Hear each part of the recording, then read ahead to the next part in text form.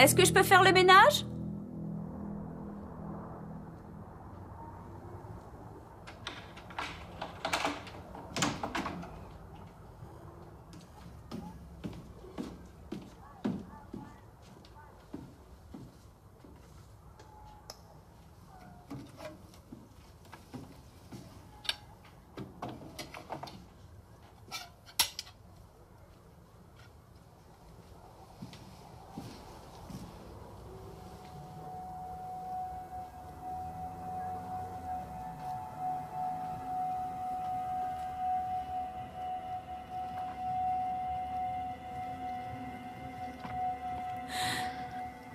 Monsieur Jackson? Au cours de l'année 1922, à New York, 101 personnes se sont pendues. 444 sont mortes dans un accident de voiture. 20 ont été écrasées par des ascenseurs. 237 ont été tuées par balles et 34 par arme blanche. Et cette même année, 997 New-Yorkais sont morts empoisonnés. Le 25 avril 1922, Freeman Jackson et son épouse Annie entrent à leur tour dans ces funestes statistiques. Il y avait 2 décès. Les morts multiples sont toujours des cas à part. Bien souvent, ce ne sont ni des accidents, ni des morts naturelles.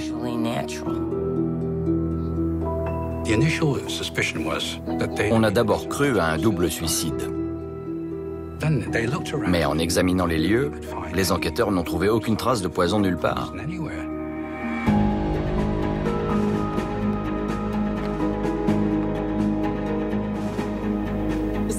C'est l'énigme classique de la chambre close. 2 personnes sont retrouvées mortes par terre suite à ce qui semble être un empoisonnement. Mais il n'y a pas de poison dans l'appartement.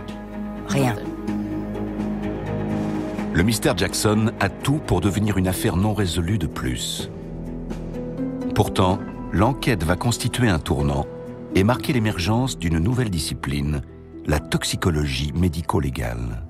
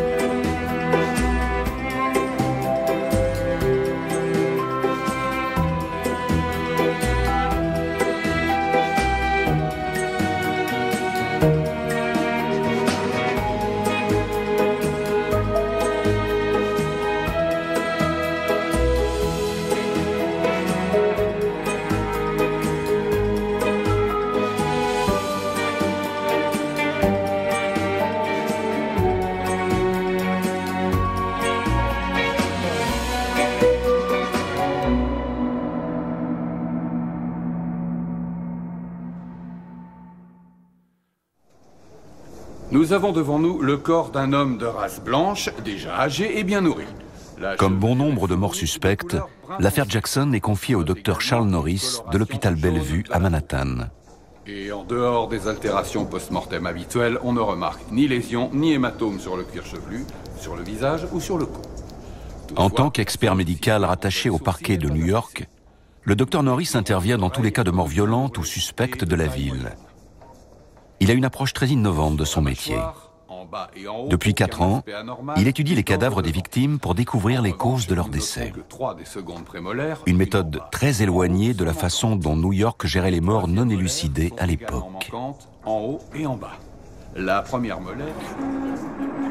Ce genre d'affaires était d'habitude traité par des coronaires nommés par le maire. Si la corruption était partout, les coronaires new-yorkais en étaient sans doute le pire exemple. Le maire attribuait ce titre comme n'importe quelle autre fonction politique. Peintre, laitier, fossoyeur, musicien, tout le monde pouvait être coroner. Et comme ils étaient payés au nombre de cadavres, ils cherchaient à en examiner le plus possible en un temps record. Tout poussait les coroners à s'enrichir sur le dos des familles endeuillées. Certains ne restituaient le corps que si les proches s'engageaient à aller chez tel entrepreneur de pompes funèbres qui reversait au coroner une commission. Il pouvait aussi s'enrichir en vendant de fausses causes de décès. Je ne veux pas que mon meilleur ami soit inculpé de meurtre. Je ne veux pas qu'on sache que mon mari s'est suicidé. S'ils avaient des relations, les meurtriers pouvaient s'en tirer sans être inquiétés.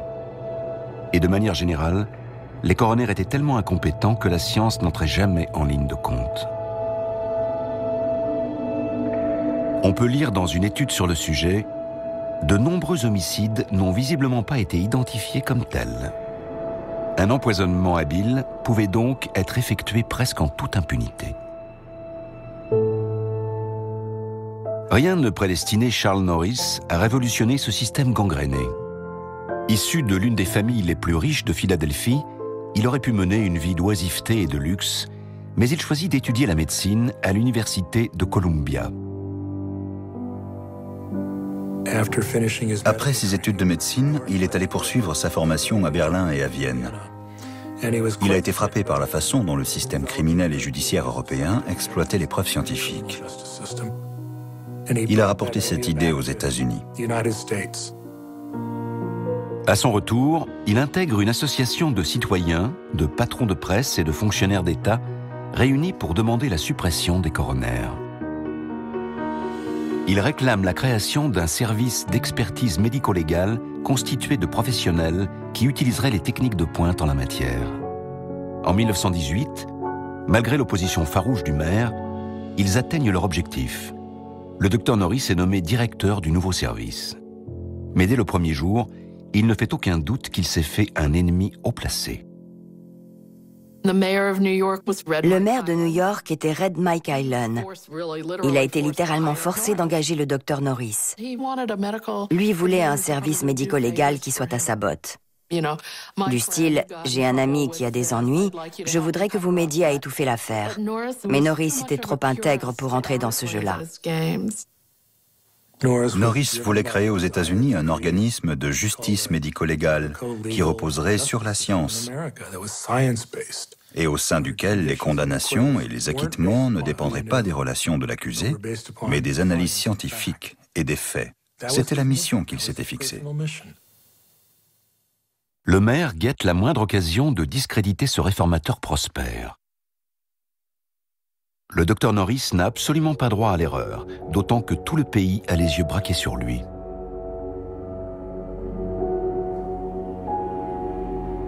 Il doit impérativement trouver des réponses. Il s'adresse à Alexander Gettler, un jeune chimiste brillant qui dirige un laboratoire de toxicologie, le premier de tout le pays.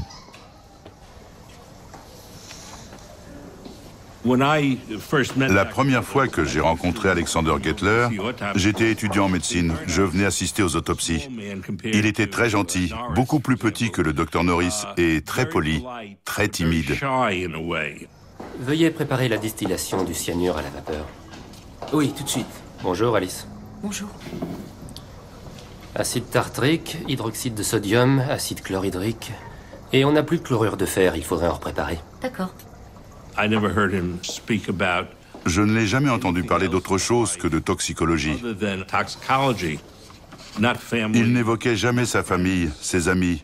Il donnait l'impression de ne penser qu'à ses formules chimiques. Recruté par le docteur Norris dès sa prise de fonction, Gettler deviendra son plus proche collaborateur. Il a créé son laboratoire de toxicologie de toutes pièces et a lui-même formé son personnel à cette science émergente.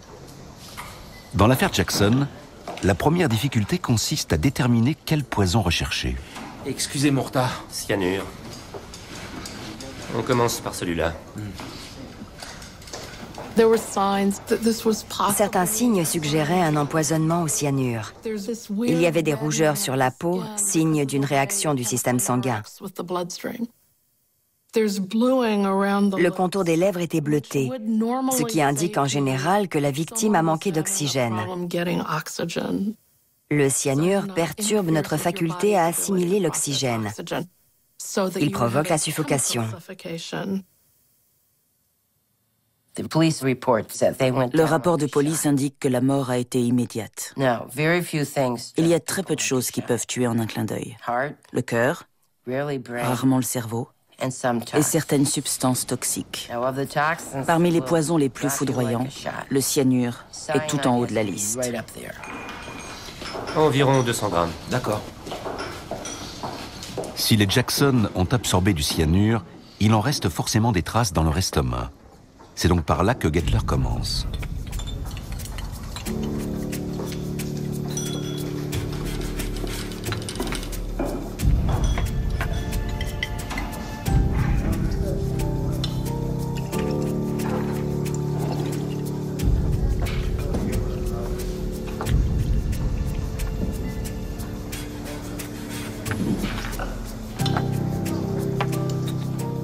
La tâche est loin d'être simple.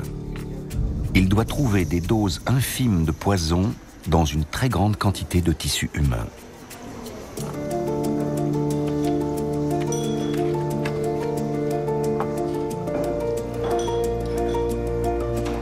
Il commence par broyer un morceau de la paroi de l'estomac.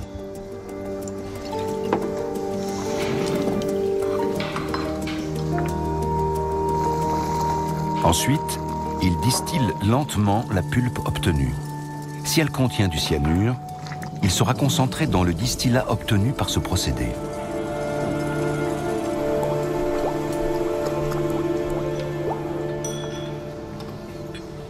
Gettler n'aime rien tant que circuler dans les méandres des composés et des formules chimiques. Plus le mystère s'épaissit et plus il est obsédé par sa résolution. Rien n'a jamais été facile pour lui. Il vient d'une de ces nombreuses familles pauvres d'immigrés qui ont tout fait pour se sortir des bas-fonds du Lower East Side. Très jeune, il était déjà passionné par la chimie. Il a financé lui-même ses études en se faisant embaucher sur les ferries reliant Brooklyn à Manhattan. Il travaillait la nuit et suivait les cours dans la journée. Il a rapidement compris que la chimie pouvait expliquer les mystères de la nature.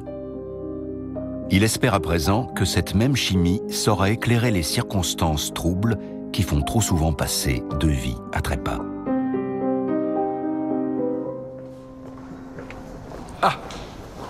Abraham, il y a du nouveau sur les Jackson? Monsieur Gettler va commencer leur examen. Excellent.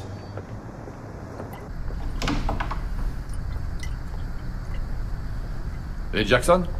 Oui, Fremont. J'en ai pour 1 minute. La procédure est presque terminée. La dernière étape consiste à mettre en évidence la substance dans le distillat. Tous les poisons ont une signature indélébile, mais encore faut-il la révéler. La présence de cyanure peut être détectée par l'ajout de réactifs qui lui donnent une couleur bleu de Prusse. Voilà, c'est l'heure de vérité.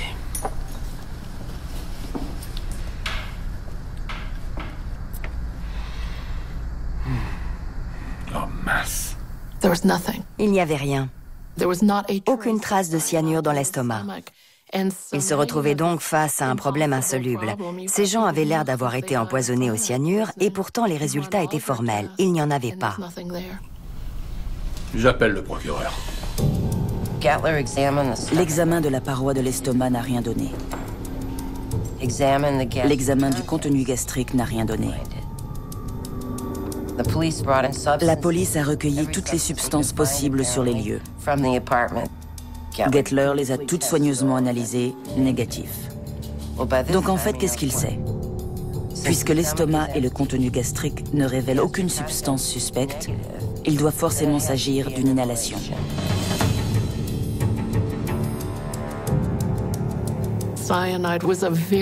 À l'époque, le cyanure était un raticide très répandu.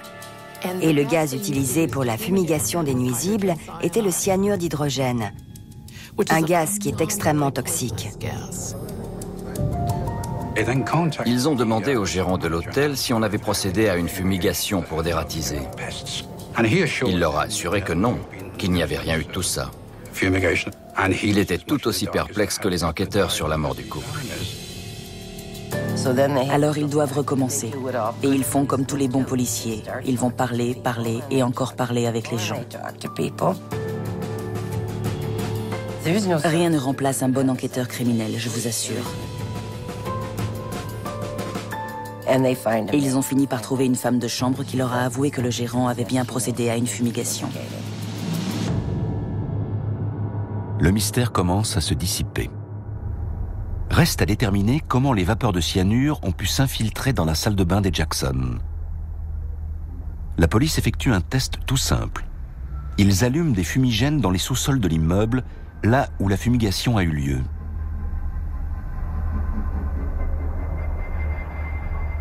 Le puzzle prend peu à peu forme, mais rien ne prouve que les Jackson ont inhalé du cyanure.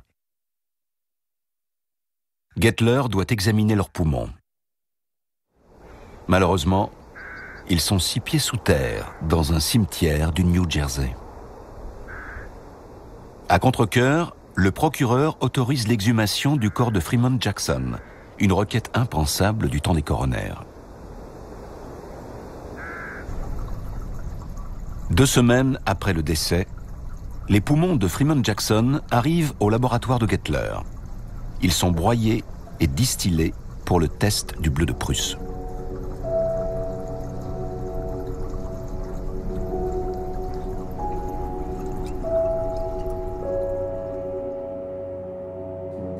Le gérant de l'hôtel a menti à la police et le responsable de la dératisation a fait preuve de négligence. Les 2 hommes sont accusés d'homicide involontaire. Ils risquent 10 ans de réclusion criminelle. Le docteur Norris et Alexander Gettler abordent le procès avec appréhension. Les juges, les jurés et les avocats ne savent absolument rien de la science médico-légale. De plus, tous ceux qui ont la même fonction que les coroners sont encore considérés comme corrompus. Monsieur Gettler, possédez-vous un diplôme vous autorisant à pratiquer la médecine? Non, je suis toxicologue au service des expertises médico-légales. Mais vous n'êtes pas habilité à pratiquer la médecine? Non. Vous affirmez avoir trouvé des traces de cyanure dans les poumons de Freeman Jackson. J'imagine que vous avez procédé à ces analyses juste après le décès de Monsieur Jackson. Eh bien, il avait été enterré depuis 5 jours. Nous avons dû exhumer son corps pour prélever ses poumons. Vous avez fait exhumer le corps? Ça, c'est pas ordinaire. Ne croyez-vous pas qu'au moment où vous avez examiné les poumons de Monsieur Jackson, son corps avait commencé à se décomposer? Si. Alors, comment savez-vous que le cyanure découvert n'a pas simplement été produit par la décomposition naturelle du corps? Le cyanure n'est jamais le produit d'une décomposition.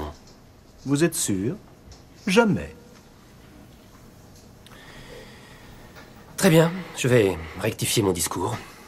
Je dois certes admettre que la décomposition peut produire d'infimes quantités de cyanure, mais elle n'explique pas la forte concentration retrouvée dans les poumons de M. Jackson. Sur quoi vous fondez-vous? Sur ma propre expérience, monsieur. Pourquoi ne pas simplement nous dire la vérité? Vous n'aviez aucun moyen de savoir ce que vous alliez trouver dans les poumons de M. Jackson. Vous n'aviez que l'intuition que ce que vous voyiez était le résultat d'un crime. Et sur cette simple intuition, le jury serait censé envoyer cet homme en prison pour une durée de 10 ans. Je pense que vous vous fiez beaucoup trop à vos intuitions, monsieur. Je vous remercie, docteur Gettler. L'accusation ne tient plus. Les 2 suspects sont relaxés. Gettler est sous le choc. Il s'est fait ridiculiser, mais surtout, il a compromis la campagne du docteur Norris pour la légitimité de la toxicologie médico-légale.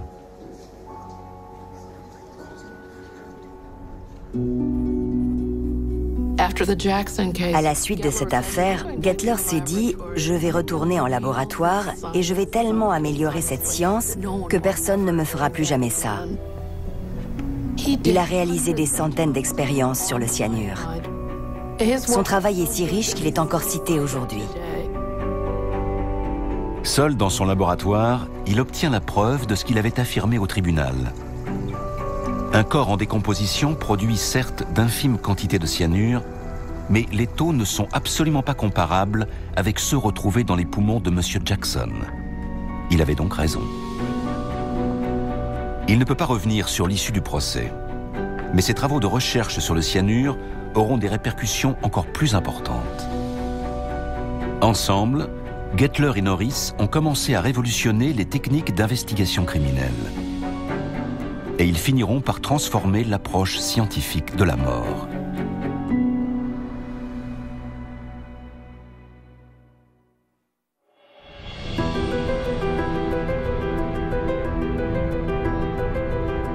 Dans les années 1920, les Américains vivaient dans un monde métamorphosé par la chimie. Après être très longtemps restés tributaires des éléments fournis par la nature, l'humanité bénéficiait depuis une centaine d'années des progrès révolutionnaires de cette discipline. Des matériaux de synthèse étaient fabriqués de toutes pièces: le plastique, la cellophane, le nylon, le polyester. Et des matières existantes étaient transformées pour de nouveaux usages. Les voitures et les avions étaient faits à partir d'acier trempé, de caoutchouc vulcanisé et de produits pétroliers raffinés. Le recours aux procédés chimiques allait crescendo. On fabriquait des engrais pour favoriser les cultures et des pesticides pour les protéger. L'abondance des récoltes, combinée à l'apparition des désinfectants, des antiseptiques et de l'eau chlorée, a permis de diviser par 2 le taux de mortalité infantile et d'augmenter de 10 ans l'espérance de vie moyenne des Américains. Mais cette révolution chimique a posé les jalons du conflit le plus meurtrier de l'histoire.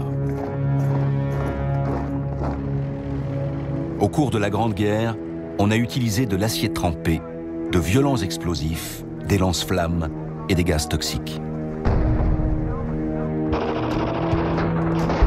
Une fois le conflit terminé, l'aversion pour les armes chimiques était telle que les grandes puissances les ont interdites.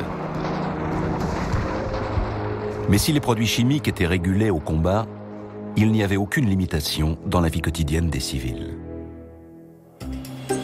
De nombreux produits considérés aujourd'hui comme dangereux se retrouvaient dans les épiceries ou les armoires à pharmacie. On en trouvait dans les médicaments, dans les pesticides, dans les cosmétiques. Les laboratoires pharmaceutiques n'étaient pas tenus de tester leurs produits. Ils n'étaient pas obligés de préciser la composition sur l'étiquette. Donc on vivait dans un monde rempli de substances toxiques que personne ne connaissait vraiment.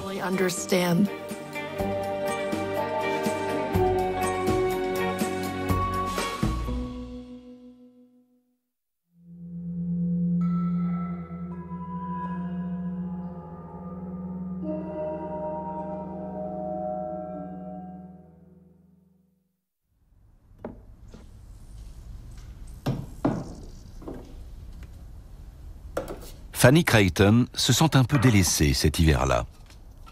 Après son mariage, elle a emménagé chez les parents de John, son mari.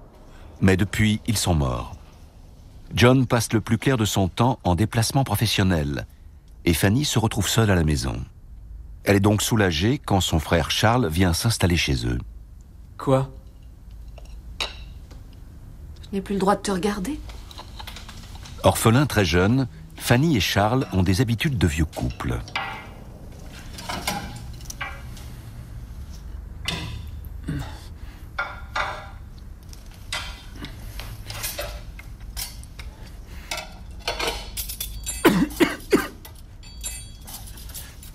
Oh Seigneur!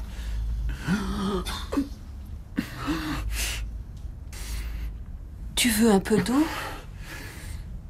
Depuis quelques semaines, Charles ne se sent pas très bien, sans toutefois présenter de symptômes graves. Mais un jour, il est pris d'une crise avec des vomissements, une raideur dans les membres et des convulsions. Fanny appelle un médecin, mais il est trop tard. Qu'est-ce que c'est que ça? Son frère décède dans la nuit.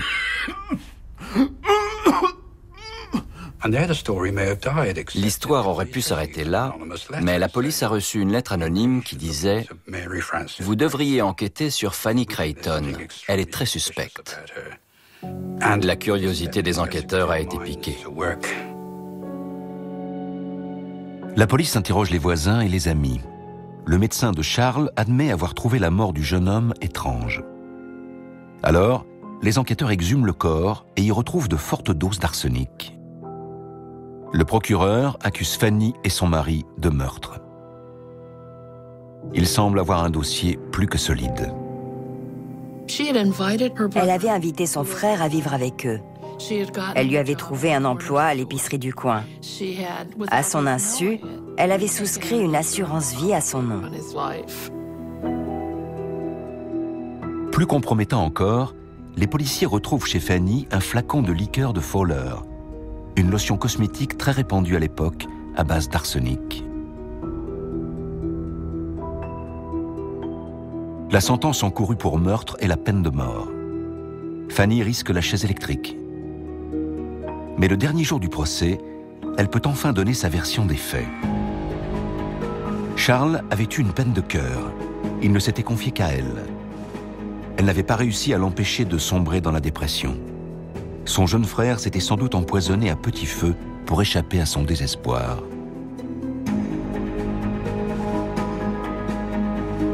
Son récit est si convaincant que le jury la quitte. Mais l'histoire ne s'arrête pas là. Alors que Fanny est en train de fêter le verdict, le procureur porte contre elle une autre accusation. La police avait appris par les voisins que quelques années auparavant, les beaux-parents de Fanny étaient morts dans des circonstances pour le moins singulières. Alors ils ont décidé d'exhumer les corps. Surprise, ils ont trouvé de l'arsenic dans le cadavre de sa belle-mère. Le chimiste chargé de l'autopsie, un certain Albert Edel, déclare que le corps contenait 4 fois la dose mortelle d'arsenic. Le procureur n'a aucun doute sur la façon dont le poison est arrivé là. Le lendemain de son acquittement, Fanny est accusée du meurtre de sa belle-mère. Alexander Gettler a dû lire des articles sur cette charmante jeune mère de famille qui semblait victime de l'acharnement machiavélique d'un procureur. Gettler se demande si Edel ne s'est pas trompé. Il aura bientôt l'occasion d'en avoir le cœur net. Les avocats de Fanny le contactent pour lui demander d'analyser le corps de la belle-mère.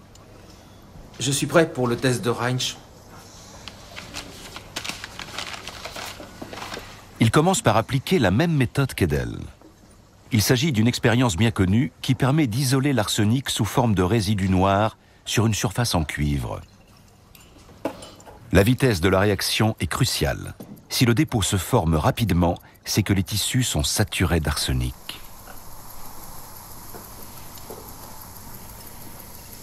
Ça suffit. Elle est coupable, selon vous ?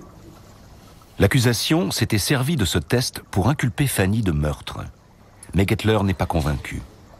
Où est le dossier de cette femme? Elle suivait un traitement médical? Éthymorphine, magnésium, bicarbonate de soude et puis carbonate de bismuth. Ah, du bismuth. On va vérifier quelque chose. Où est l'arsenic? Ici. Tenez. Vous voyez, le problème avec le test de Reinsch,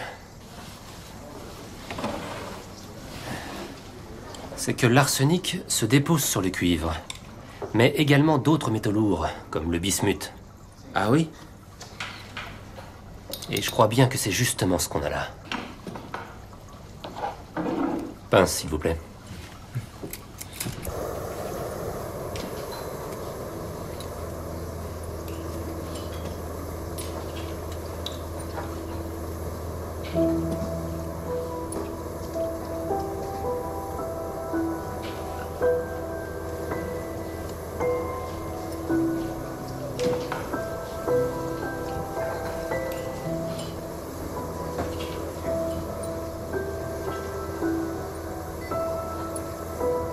Ça s'est évaporé? Oui, mais pas le bismuth. En tout cas, pas à cette température. Chauffons la plaque de cuivre et voyons ce qui se passe.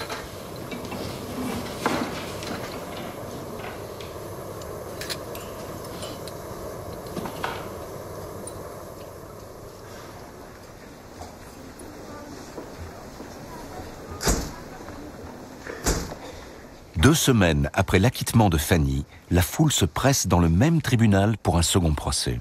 Jurez-vous de dire la vérité, toute la vérité et rien que la vérité? Je le jure. Maître, vous avez la parole. Quand vient le tour de Gettler de témoigner, tout le monde sait que la vie de Fanny est entre ses mains. Monsieur Gettler, pourquoi les conclusions de Monsieur Edel sont-elles différentes des vôtres? Monsieur Edel a supposé que le dépôt était de l'arsenic pur. Et comment, de votre côté, en êtes-vous arrivé à vos conclusions? J'ai commencé en reproduisant la même expérience que Monsieur Edel.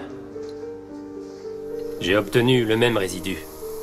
Mais au lieu de m'arrêter là, j'ai travaillé sur ce résidu. Et je l'ai fait chauffer, pour voir s'il s'agissait d'arsenic ou de bismuth. L'arsenic s'évapore à une température bien plus faible que le bismuth. Donc, quand on chauffe le résidu, toute trace d'arsenic disparaît en premier.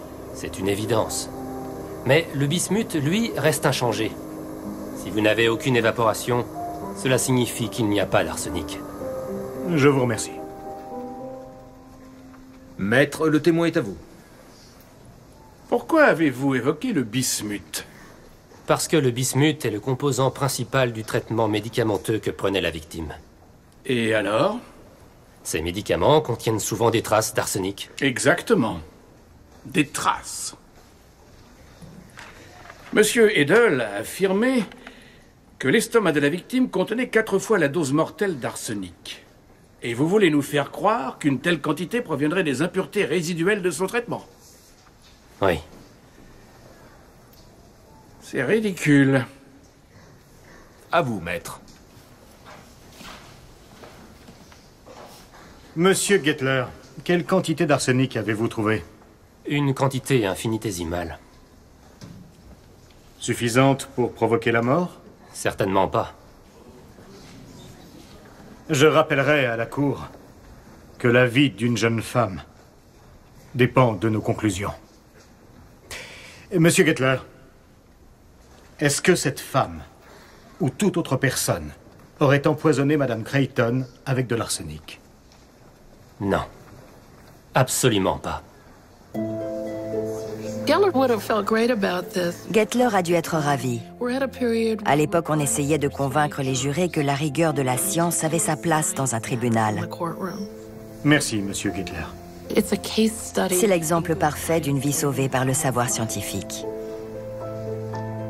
Pour la 2e fois en 2 semaines, Fanny Creighton est acquittée.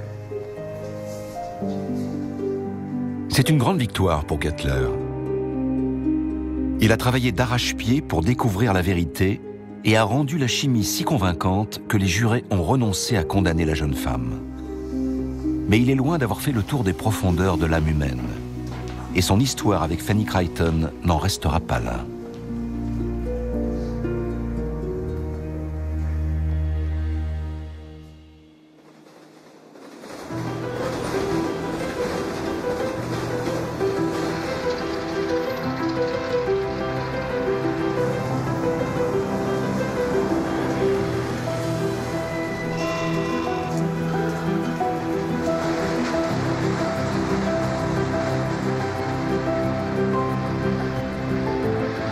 En 1923, New York est en passe de devenir la plus grande ville du monde. C'est déjà la plus cosmopolite. Près de la moitié de la population est née dans un autre pays. Et la migration des Afro-Américains depuis les États du Sud génère une incroyable vivacité culturelle. Toute la ville vibre d'une folle énergie. Comme beaucoup d'immigrés, Alexander Gettler a quitté les rues grouillantes du Lower East Side pour Brooklyn. Il met désormais autant d'énergie dans ses loisirs que dans son métier. Il va voir des matchs de baseball, joue régulièrement au poker et participe à des compétitions de bowling.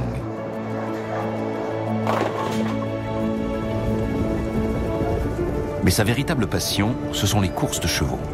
Il passe des heures à l'hippodrome, plongé dans les calculs savants et les pronostics. Il épouse une institutrice irlandaise, Alice Gorman. Les parents d'Alice sont catholiques et désapprouvent l'union de leur fille avec un juif. Gettler fait tout pour se faire accepter. Il consent à s'installer chez eux et même à assister à la messe du dimanche. Ils finiront par reconnaître en lui un mari dévoué et un père aimant. Lui, qui applique à la lettre tous les règlements, n'a jamais protesté contre la brasserie illégale que ses beaux-parents font tourner à l'étage. Son respect de la loi ne s'étend pas à l'application de la prohibition.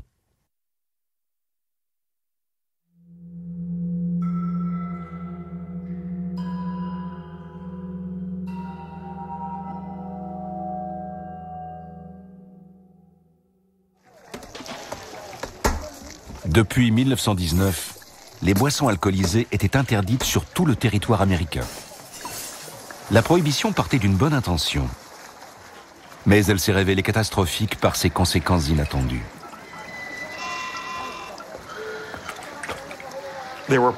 Beaucoup de gens avaient promis des résultats positifs.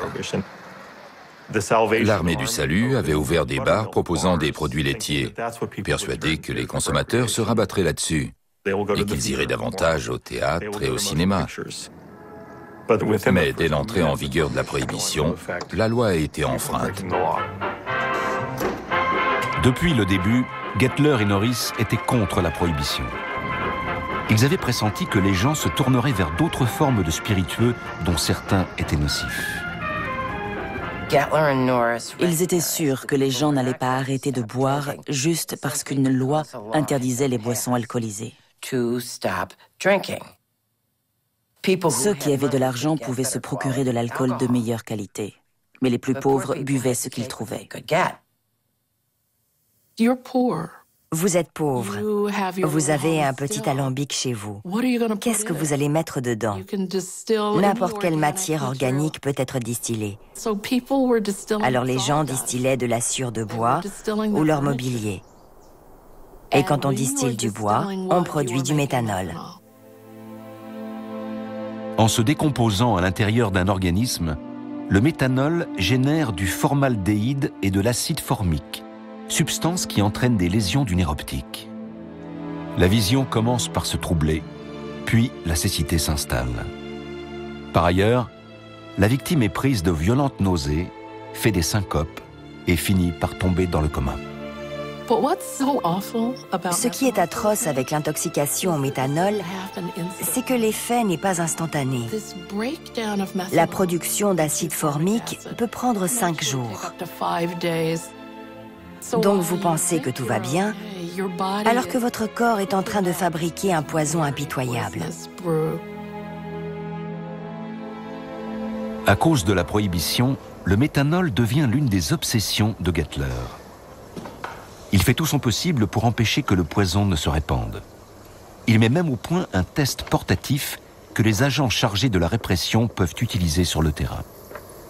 Le chimiste confirme que quand on plonge du cuivre chauffé au rouge dans une solution riche en méthanol... Oh, c'est du formaldéhyde.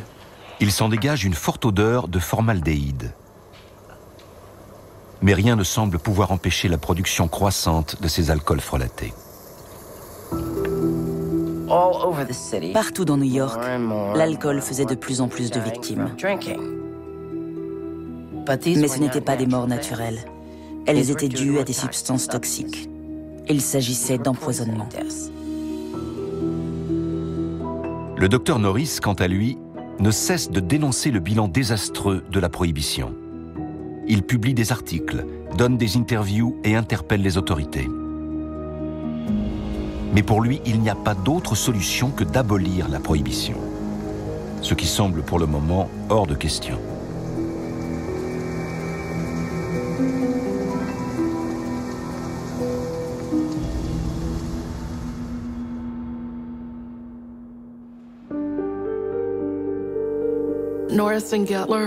Ces deux hommes étaient très différents. Ce qui comptait pour Gettler, c'était d'établir les fondements d'une science. Et même s'il ne gagnait pas tous les procès, quand les choses tournaient mal, il continuait dans ce sens.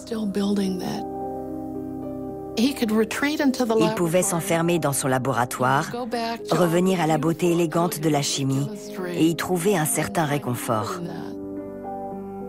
Ce n'était pas le cas de Norris. Lui était toujours en ligne de mire quand il y avait des échecs.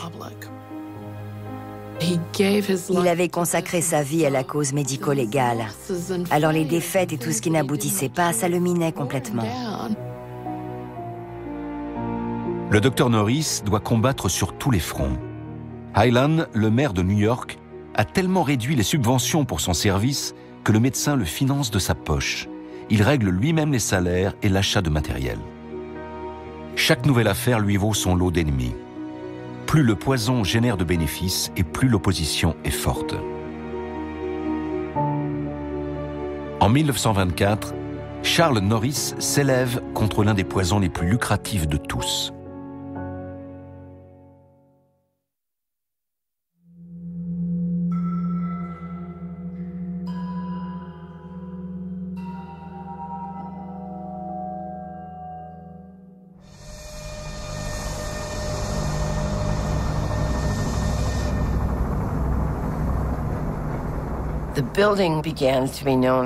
On surnommait cet endroit l'usine des fous, parce que les employés faisaient des choses bizarres.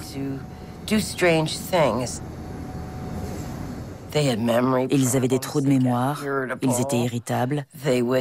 Avec le recul, on peut dire qu'ils développaient des signes de démence. Le 24 octobre, Ernest Olgert est pris d'une bouffée délirante sur son lieu de travail.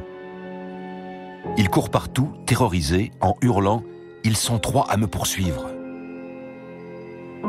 Dans la soirée du même jour, Walter Dymock passe par la fenêtre de sa chambre, située au premier étage. On ignore combien de temps il est resté à terre avant qu'un passant ne l'emmène à l'hôpital. Quant à William McSweeney, 24 ans, il adopte tout à coup un comportement si étrange que sa belle-sœur appelle la police. Il faudra pas moins de 4 hommes pour lui passer la camisole de force. Sommé de s'expliquer, le porte-parole de leur employeur répond « Ces hommes ont probablement perdu la raison à cause du surmenage ». Toutes les victimes travaillaient sur un produit qui devait révolutionner l'industrie automobile, l'essence au plomb. Des ingénieurs venaient de découvrir que si on ajoutait une faible quantité de plomb tétraéthyle à l'essence, la combustion était améliorée. Le moteur chauffait moins, il faisait moins de bruit et générait plus de puissance. Standard Oil et General Motors ont fondé un consortium pour devenir les premiers fournisseurs d'essence au plomb. Ils employaient le terme éthyle pour éviter celui de plomb, qui suscitait une certaine méfiance. Ils ont fait comme si l'éthyle était encore un nouveau produit miracle. Le plomb est l'un des poisons connus les plus anciens. 1700 ans avant la découverte de l'éthyle, un médecin grec avait observé que cette substance faisait perdre l'esprit. Le plomb tétraéthyle avait été développé dans les années 1850. Mais son usage ne s'était jamais répandu, notamment parce qu'il était trop facilement absorbé par le corps humain. On connaissait donc bien la dangerosité de ce produit, mais son attrait financier restait cependant très alléchant aux yeux de certains. 20 ans après la création du modèle T par Henry Ford, l'automobile a révolutionné le quotidien des Américains. De nouvelles infrastructures ont vu le jour. Les chaînes d'assemblage se sont multipliées à Détroit. Des routes se sont construites dans tout le pays. Les stations-service poussent comme des champignons. On vend chaque année sur le territoire américain 22,7 milliards de litres d'essence. Si toute cette essence était au plomb, Standard Oil et General Motors auraient le monopole des bénéfices. Mais un article dans un journal du New Jersey dénonce les méfaits du tétraéthyle.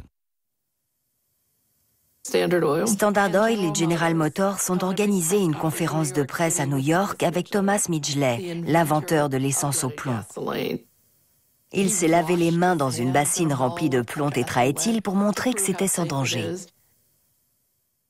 Les journalistes sont sceptiques et les autorités méfiantes. Le New Jersey ordonne à Standard Oil de fermer l'usine des fous. le consortium maintient pourtant que son produit est inoffensif. À ce stade, les autorités de santé publique du New Jersey sont allées demander à Charles Norris « Pouvez-vous nous aider ?» Le corps est identifié par une étiquette au pied portant le nom de Walter Dymock, mort à l'hôpital Reconstruction de New York le 28 octobre 1924 à 1h30 du matin. La personne qui procède à l'autopsie est un médecin. Il s'agit d'un jeune homme de race blanche. Le rapport qu'on a avec un cadavre est celle d'un médecin avec son patient. On se dit, c'est mon patient. Il me dit ce qui s'est passé, s'il a une maladie ou une blessure, et souvent comment c'est arrivé. Il me demande de raconter son histoire. Et on remarque que l'arête est un peu plus large. C'est très fort. Chez ce type d'individu. On a une obligation envers le patient. On n'a pas droit à l'erreur. Les troisièmes molaires sont absentes. Le docteur Norris n'a aucun doute sur la nature du poison. Tout accuse le plomb tétraéthyle. Mais il lui faut des preuves.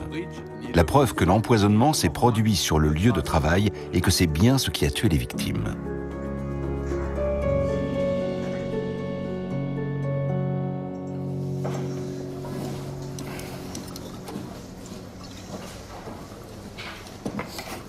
Dans ce dossier, Gettler est confronté à 3 problèmes différents. Avant tout, il doit confirmer la présence de plomb dans le corps des victimes. À partir d'un échantillon du tissu cérébral, il isole le plomb dans une solution incolore. Puis, il ajoute un réactif qui fait virer le plomb au rouge vif. Plus la couleur est intense et plus la concentration est élevée. Il a rapidement la réponse à sa première question. La quantité de plomb contenue dans le cerveau est énorme. Il doit ensuite la quantifier avec précision. Pour cela, il compare la nuance de rouge à des échantillons de référence.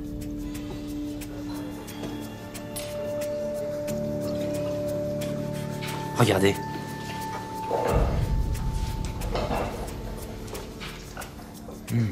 Ouais. Harry, Alice, venez voir vous aussi.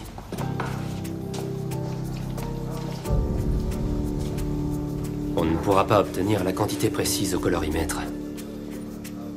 Les doses sont trop élevées. Allez, on recommence.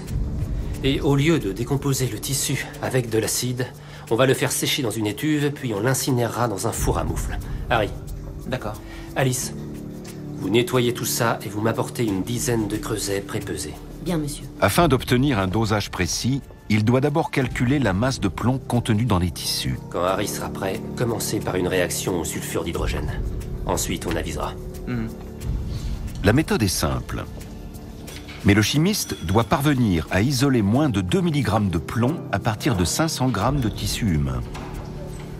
Au terme d'un processus long et compliqué, Gettler parvient à établir avec précision le taux de plomb présent.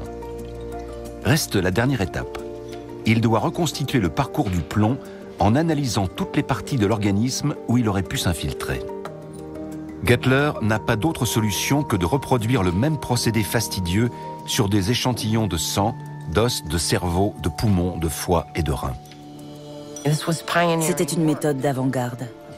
Gettler a découvert que ces hommes avaient été victimes d'un empoisonnement chronique au plomb tétraéthyle. En plus de l'absorber par leur épiderme, ils le respiraient.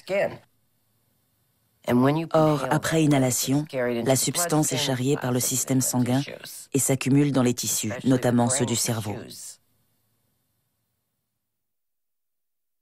Le docteur Norris ne cache pas sa colère en rédigeant son rapport.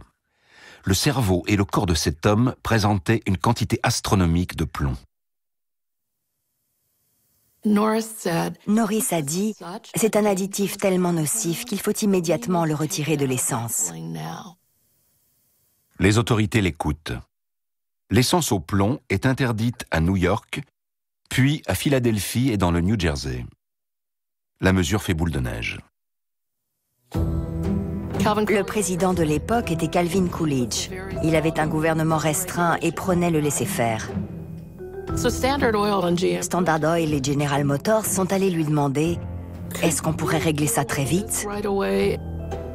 Alors Coolidge a réuni un panel d'experts uniquement composé de scientifiques issus du secteur industriel. Cette commission rend ses conclusions début 1926. Les experts recommandent pour les ouvriers le port de gants et de masques ainsi que d'autres précautions visant à éliminer les risques liés à la fabrication. Mais ils certifient que l'exposition du grand public est trop faible pour susciter la moindre inquiétude et rejettent la demande d'interdiction du Dr Norris. En conséquence, le gouvernement fédéral lève toutes les restrictions sur la commercialisation de l'essence au plomb. Très vite, de l'éthyle est ajouté à 90% de l'essence vendue aux États-Unis. Ravi, un porte-parole de Standard Oil, qualifie cette décision de don de Dieu. L'inventeur Thomas Midgley, lui, est moins enthousiaste. Il est en incapacité de travail depuis qu'on lui a diagnostiqué une intoxication au plomb.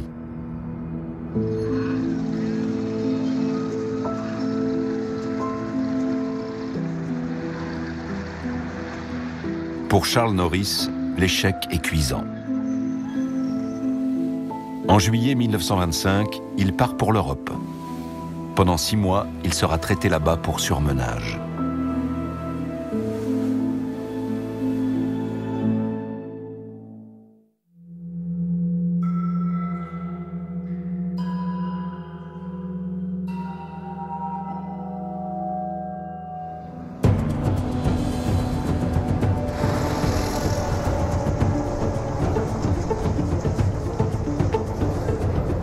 À son retour, à l'automne suivant, la vie à New York est devenue encore plus rapide, plus vibrante et plus dangereuse que jamais. Il est soulagé de voir son ennemi de toujours, M. Hylan, quitter ses fonctions de maire. Mais il se méfie de son successeur. Jimmy Walker brûle la vie par les deux bouts, s'affiche avec une danseuse de revue et ne fait aucun cas des nombreuses accusations de corruption le concernant. Quand le conseil municipal vote le doublement de son salaire, il rétorque à ses détracteurs « Imaginez combien il faudrait me payer si je travaillais à plein temps ».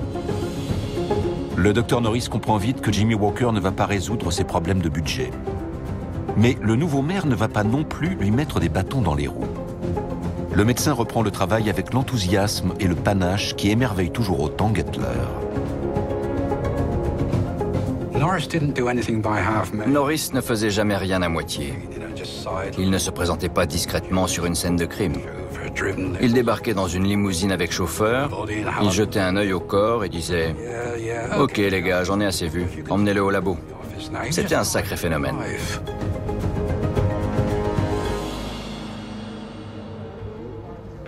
Le docteur Norris ne savait jamais à quoi s'attendre quand il était appelé sur une scène de crime. Il avait l'habitude de côtoyer la mort, mais certaines affaires l'ont marqué plus que d'autres. Norris. McAllister, vous êtes du service médico-légal? J'en suis le chef. Ah, d'accord. Ça paraît assez clair. Un policier a vu un type jeter un truc suspect dans l'eau, débarcadère et se sauver. Il l'a pris en chasse, il a réussi à l'appréhender, et il a vu qu'il transportait la moitié d'un corps de femme. Il a emmené l'homme au poste et il a pris son adresse. On est venu ici et on a trouvé ça. Ça, c'est l'autre moitié du corps. C'est pas joli, hein? Le type avait pas envie de se faire coincer.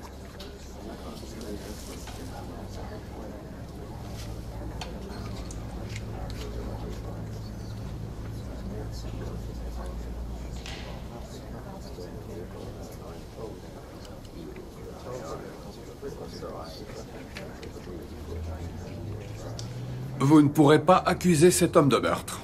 Pardon? Il ne l'a pas tuée. Elle a été intoxiquée par du monoxyde de carbone. Mais et les nombreux coups de couteau? Elle était morte avant. Le procureur dit qu'elle était vivante. Il se trompe.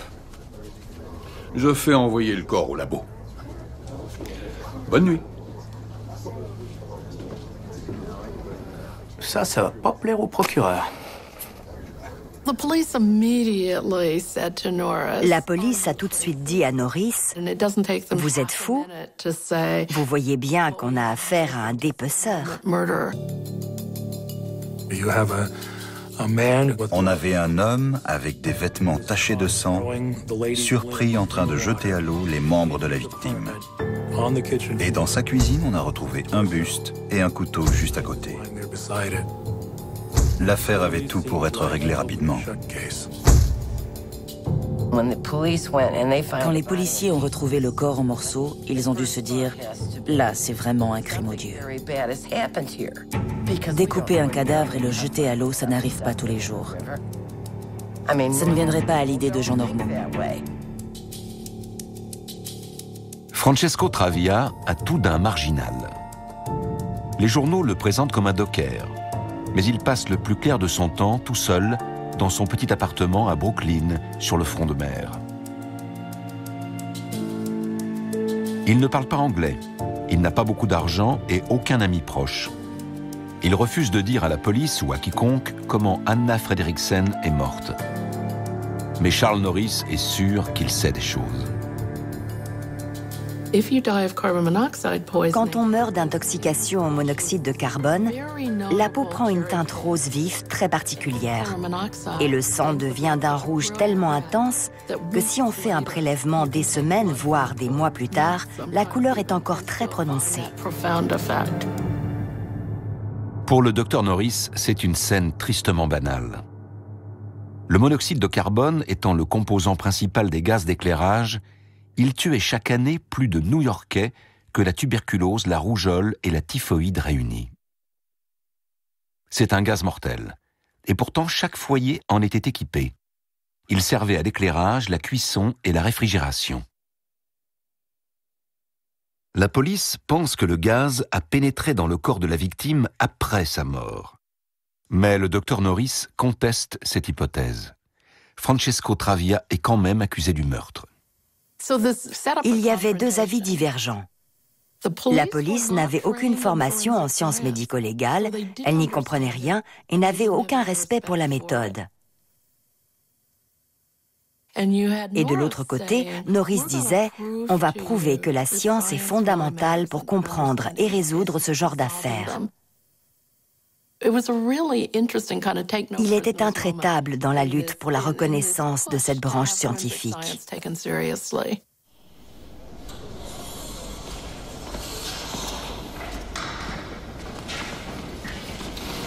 Le docteur Norris demande à Gettler de vérifier si un cadavre peut absorber du monoxyde de carbone. L'expérience est simple.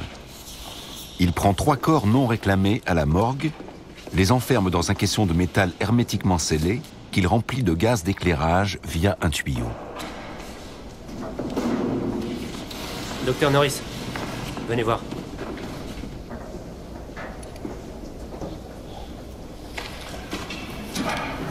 À mon avis, il est mort. On est bien d'accord. Il me paraît normal. À moi aussi. Les analyses sanguines? Négatives jusque-là. C'était le dernier. Ça confirme vos soupçons. Après avoir immergé les corps dans le monoxyde de carbone pendant plusieurs jours, Gettler cherche des traces de ce rosissement si caractéristique et procède à des analyses sanguines.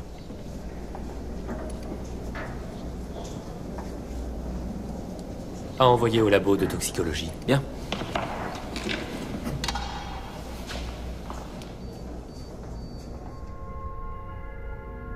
Quand Francesco Travia comparaît au printemps 1927, il donne enfin sa version des faits. De temps en temps, sa voisine, Anna Fredriksen, passait chez lui boire un verre. C'est ainsi que la soirée du 29 novembre a commencé. Au cours des heures qui ont suivi, les deux voisins ont bu une bouteille ensemble. Puis, il lui a demandé de partir. Elle a refusé. Ils se sont disputés. Ensuite, tout ce dont il se souvient, c'est de s'être réveillé par terre à côté du corps d'Anna. Il est persuadé de l'avoir tuée. Du coup, sa préoccupation première, c'est de se débarrasser du corps. Elle est décrite comme une femme corpulente. Alors comment peut-il faire? Eh bien, en la rendant plus transportable. Gettler affirme à la barre que le corps n'aurait pas pu absorber le monoxyde de carbone après le décès de la victime. C'est le gaz qui a tué Anna, et non Francesco Travia. Et la source de l'intoxication est révélée. Au cours de leur dispute, ils ont renversé une cafetière sur la gazinière, ce qui a éteint la flamme et provoqué une énorme fuite de gaz. Parce qu'il a été moins exposé ou parce qu'il l'a mieux toléré, Francesco Travia s'est réveillé, mais pas Anna. Le jury déclare Francesco Travia innocent du meurtre. Même s'il purge une peine pour s'être débarrassé illégalement d'un corps, il est sauvé de la chaise électrique par Norris et Gettler, qui tiennent enfin leur revanche tant attendue. Il fallait que la police accepte de collaborer avec les scientifiques sans hostilité pour que ça puisse fonctionner. Et après l'affaire Travia, tout le monde a fait un pas dans cette direction. Norris et Gettler étaient aux anges. La justice avait été rendue grâce à la science. Tout ce qu'ils voulaient, c'était découvrir la vérité. Et ils avaient réussi.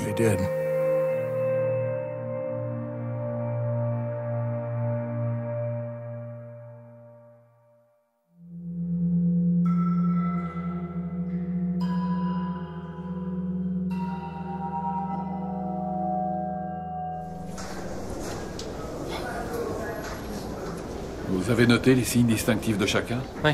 Le 24 décembre 1926, tous les hôpitaux new-yorkais voient affluer des patients souffrant d'hallucinations ou de cécité, comateux ou mourants. Il y en a encore beaucoup? Des dizaines. Un lot d'alcool extrêmement toxique fait des ravages. Dans les premières années de la prohibition, les gens ont bu la même chose qu'avant. L'alcool du commerce, simplement vendu sous le manteau. Mais petit à petit, les stocks disponibles ont diminué et les revendeurs ont commencé à altérer les produits, à les diluer. Et la plus grande menace venait de l'alcool industriel frelaté. Pendant des années, le gouvernement fédéral a ordonné que tout alcool qui n'était pas destiné à être bu soit délibérément empoisonné, afin que les stocks entrant dans la composition de cosmétiques, de médicaments ou de produits industriels soient impropres à la consommation. Cette dénaturation de l'alcool était une mesure censée permettre au gouvernement de réguler le marché. Mais après l'entrée en vigueur de la prohibition, cet alcool dénaturé est devenu un composant de contrebande très recherché. Dans certains bouges, on servait de l'alcool dénaturé pur. Ce torboyau coûtait à peine quelques cents le verre. Mais la plupart des buveurs n'étaient pas aussi imprudents. Les contrebandiers n'avaient aucune envie de tuer leurs clients. Alors ils redistillaient l'alcool dénaturé pour en éliminer la toxicité. C'était possible dans une certaine mesure, mais pratiquement à chaque fois, il restait des doses infimes de poison.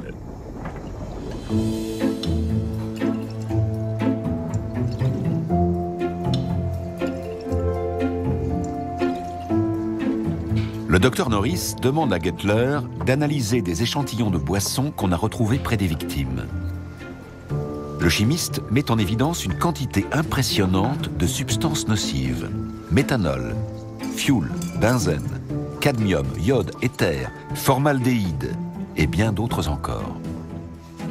Toutes ont été ajoutées sur ordre du gouvernement.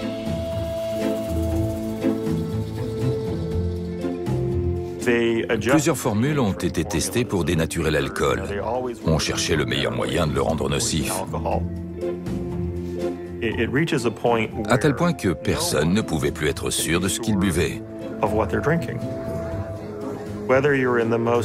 Que ce soit dans des clubs huppés ou dans des rades miteux, on ne savait absolument pas ce qu'on avait dans son verre. Il y a désormais une rivalité entre les chimistes qui œuvrent pour le gouvernement et ceux qui travaillent pour les contrebandiers. Le docteur Norris utilise les conclusions de Gettler pour lancer une campagne nationale contre la prohibition. Tout le pays est sensibilisé. La population considère de plus en plus cette loi comme un échec. Cette campagne contribue à renforcer cette impression. Au lieu d'admettre que ça ne fonctionnait pas, les défenseurs de la prohibition ont poussé le gouvernement fédéral à durcir les mesures et à doubler la dose de poison dans l'alcool, en affirmant que ça dissuaderait les gens de boire. Le 31 décembre 1926, le ministère des Finances annonce que l'alcool dénaturé sera dorénavant encore plus toxique. C'est incroyable. Ce qu'on pourrait qualifier d'empoisonnement à grande échelle était en fait instauré par le gouvernement. Si le but de la prohibition était d'empêcher les gens de boire, les autorités avaient la preuve flagrante que ça avait complètement dérapé.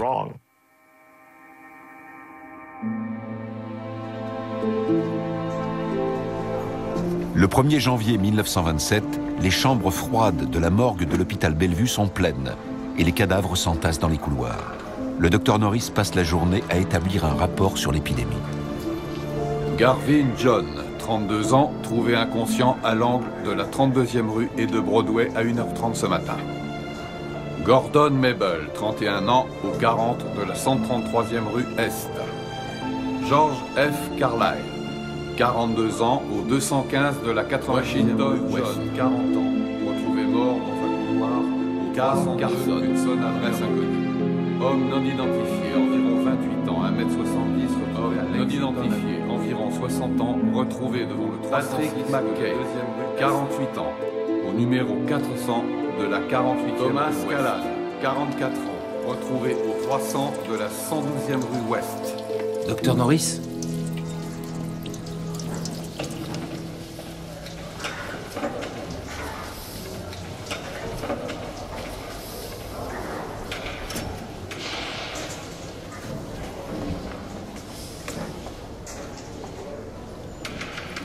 Edward McLaughlin, 291 Division Avenue, Brooklyn.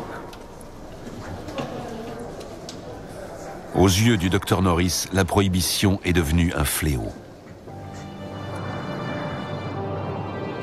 Près de 10 000 New-Yorkais vont mourir cette année des suites des effets de spiritueux. En un an, l'alcool aura fait plus de victimes sur le territoire américain que la Grande Guerre. Voilà le premier résultat de la prohibition. Voilà le prix de notre expérience d'extermination à l'échelle nationale.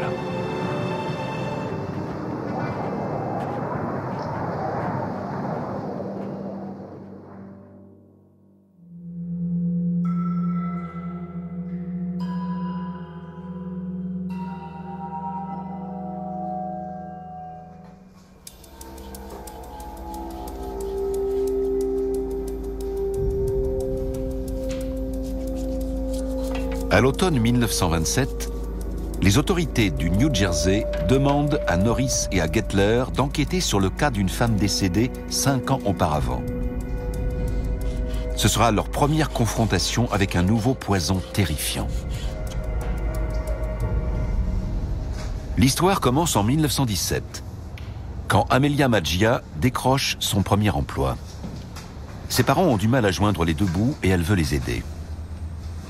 Amelia et ses deux sœurs travaillent dans une usine. Sur des cadrans de montres, elles déposent de petits points d'une peinture qui émet une belle lumière bleu-vert. Le pays est en guerre et les soldats dans les tranchées ont découvert que ces montres fluorescentes leur permettent de lire la nuit sans être repérés par l'ennemi. C'est l'heure de la pause. La peinture est composée de radium, à raison de moins d'1 millionième de gramme par montre. Cela suffit à les rendre lumineuses. Salut, salut. Amelia et ses amis aiment jouer avec. Elles s'en mettent sur les cheveux et sur les ongles. T'es encore en train de faire ça? Oui, mon frère et ses copains adorent. Attends. Ferme les yeux. Arrête, je vais en avoir dans l'œil. C'est très bon pour la santé. Quand Pierre et Marie Curie ont découvert le radium à la fin du 19e siècle, ils lui ont donné ce nom-là en raison de sa radioactivité. On pensait que c'était un produit formidable. Le radium a été utilisé très rapidement en médecine pour traiter les tumeurs. On croyait qu'il n'avait que des bienfaits pour la santé.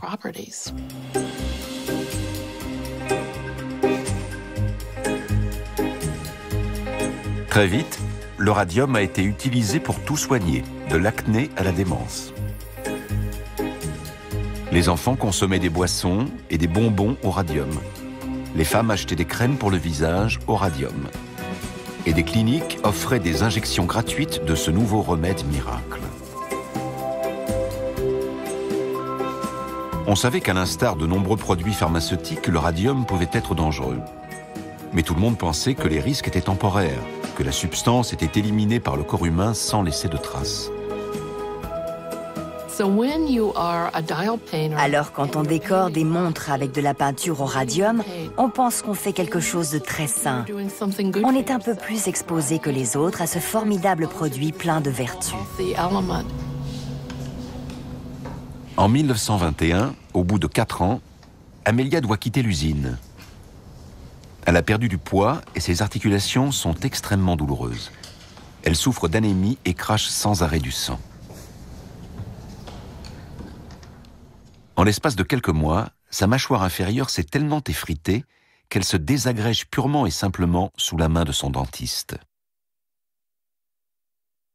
Amelia Maggia est morte le 12 septembre 1922 à l'âge de 25 ans. Le décès d'une jeune immigrante ne fait pas la une des journaux. Mais Amelia n'est que la première d'une longue série. L'année suivante, une de ses collègues meurt dans les mêmes circonstances, puis une autre et encore une autre. En 1925, 5 ouvrières sont mortes et plusieurs autres, dont les sœurs d'Amelia, présentent les mêmes symptômes terribles. Anémie, ulcères, tumeurs et détérioration des os. C'était une mort affreuse et lente. Évidemment, les sociétés qui utilisaient le radium soutenaient que leurs produits n'étaient pas en cause. Elles ont rejeté toute responsabilité. De nombreuses victimes n'ont développé des symptômes que bien après avoir quitté l'usine. Personne n'avait encore vu un poison agir au bout de plusieurs mois, voire plusieurs années. Malgré les dénégations de l'entreprise, le médecin local, le docteur Harrison Martland, est persuadé que le radium est responsable de ces morts. Se pourrait-il que l'on soit face à un poison d'un tout nouveau genre? Le docteur Martland décide de faire appel aux experts. Gettler met tout d'abord au point une expérience pour déceler du radium dans des restes humains. Le corps de la première victime, Amelia Maggia, est ensuite confié au laboratoire Bellevue.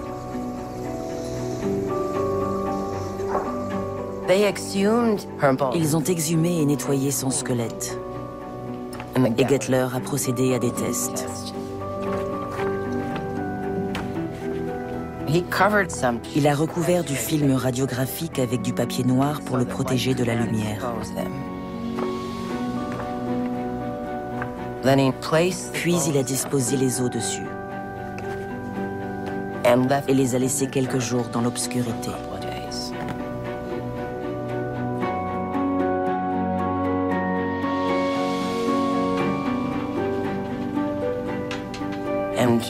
Quand il a retiré le papier noir, la marque des os était visible sur le film.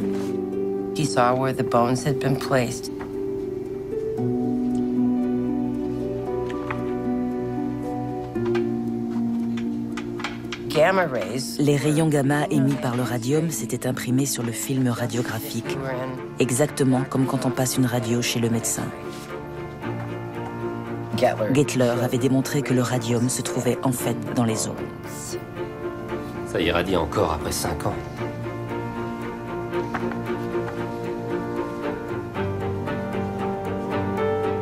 Devant ces conclusions accablantes, l'ancien employeur d'Amelia Maggia est contraint de proposer une compensation aux survivantes. Mais il maintient que toute cette affaire est un coup monté. Il déclare: « Malheureusement, nous avons embauché de nombreux employés mal en point physiquement. Nous avons recruté des personnes estropiées et handicapées. Cette démarche, considérée comme généreuse à l'époque, s'est retournée contre nous. »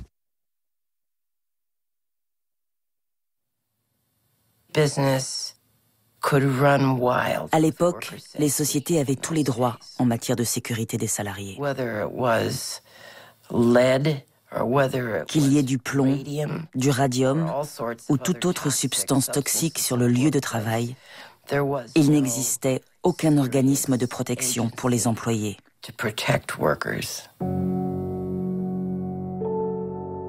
Les souffrances d'Amelia sont terminées, mais pour d'autres jeunes femmes, le supplice ne fait que commencer. La tragédie a continué pendant des décennies et des centaines d'ouvrières employées à peindre les montres ont été lentement empoisonnées au radium.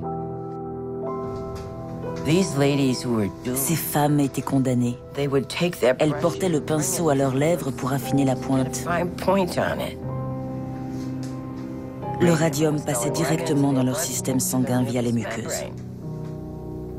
Le radium est perçu par l'organisme comme du calcium. Le corps humain dispose d'un système extraordinaire pour fournir aux os le calcium nécessaire à leur solidité. Mais en présence de radium, ce système le confond avec du calcium et l'achemine directement vers le squelette où il se fixe. Et là, il désintègre littéralement les os. La colonne vertébrale s'effrite. Les os se brisent de façon soudaine.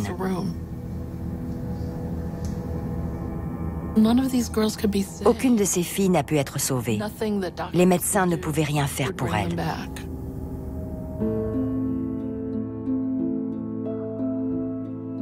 L'engouement mondial pour le radium n'est plus de mise.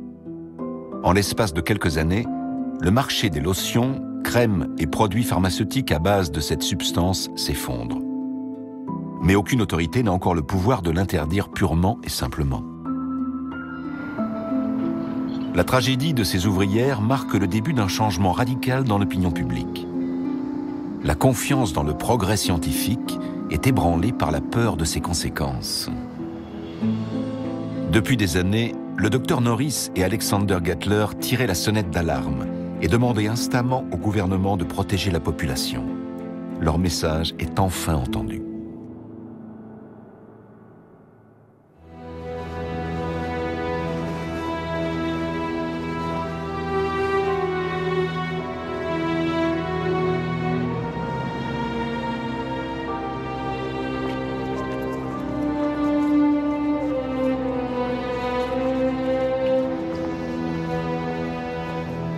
New York a beaucoup changé avec la crise de 1929.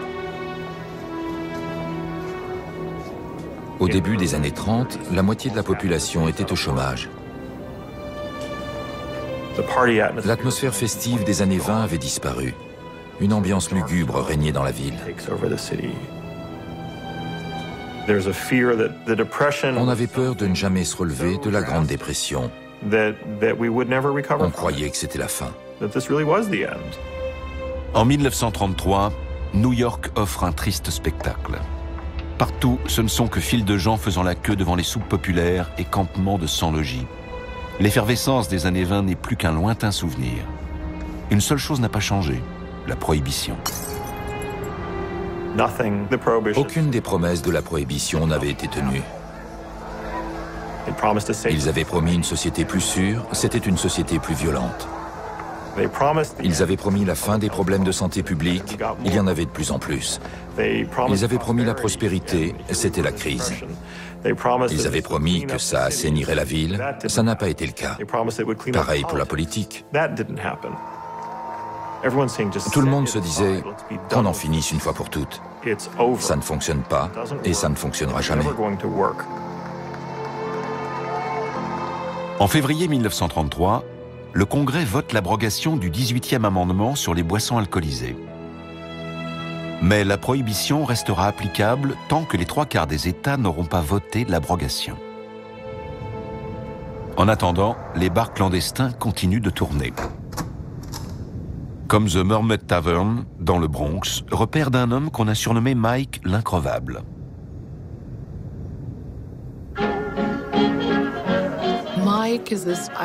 Mike est un marginal, un vagabond irlandais avec une ardoise longue comme le bras. Un jour, le patron et ses amis se plaignent que les temps sont durs et disent qu'ils aimeraient bien connaître quelqu'un qui leur laisserait de l'argent après sa mort. En voyant Mike Malloy ivre-mort, ils se disent « Voilà notre homme ». Ils sont 4 dans le coup. Le propriétaire, Tony Marino, le barman, Red Murphy, un entrepreneur de pompes funèbres, Frankie Pasqua, et un marchand de fruits, Daniel Chrisberg. Ils contractent 3 polices d'assurance au nom de Mike Malloy.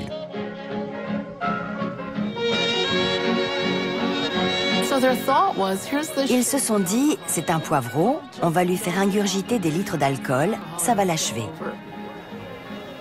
Mais lui, il a adoré. Alors au bout d'une semaine, ils se sont dit, bon, on va lui donner un peu de cet alcool frelaté qui fait tant de ravages. Il a adoré aussi et en a redemandé.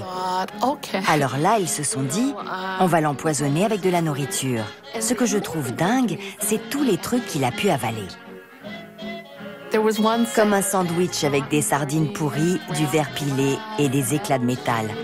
Il a adoré. Il en a redemandé. Ils l'ont emmené dans un parc en plein mois de février et l'ont aspergé d'eau glacée pour qu'il meure de pneumonie. Mais non, ça l'a simplement réveillé et il est retourné au bar pour cuver.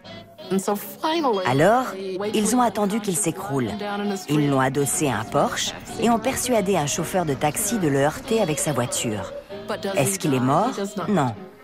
Il s'est retrouvé projeté sur le trottoir et il a été secouru par des policiers. Une semaine plus tard, il revenait au bar avec un bras cassé et la migraine. C'est Red Murphy, le barman, qui finit par trouver une solution encore plus radicale. Avec Daniel Chrisberg, ils louent une chambre. Ils font boire Malloy jusqu'à ce qu'il perde connaissance, le transportent dans la chambre et lui introduisent dans la bouche un petit tuyau relié au gaz. En moins d'1 heure, Mike succombe au monoxyde de carbone. Les conspirateurs touchent la prime et s'apprêtent à profiter du fruit de leurs efforts. Mais la police a vent de certaines rumeurs.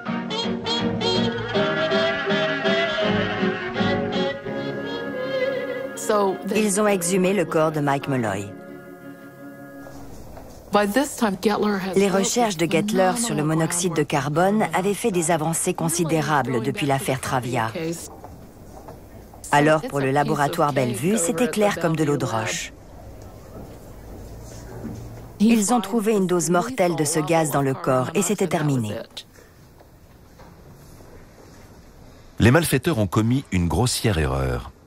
Pressé d'enterrer le corps, Frank Pasqua, l'entrepreneur de pompes funèbres, ne l'a pas embaumé. Les liquides d'embaumement auraient dissous toute trace de monoxyde de carbone. Mais en l'état, Gettler a pu fournir la preuve qui a condamné les 4 hommes à la chaise électrique.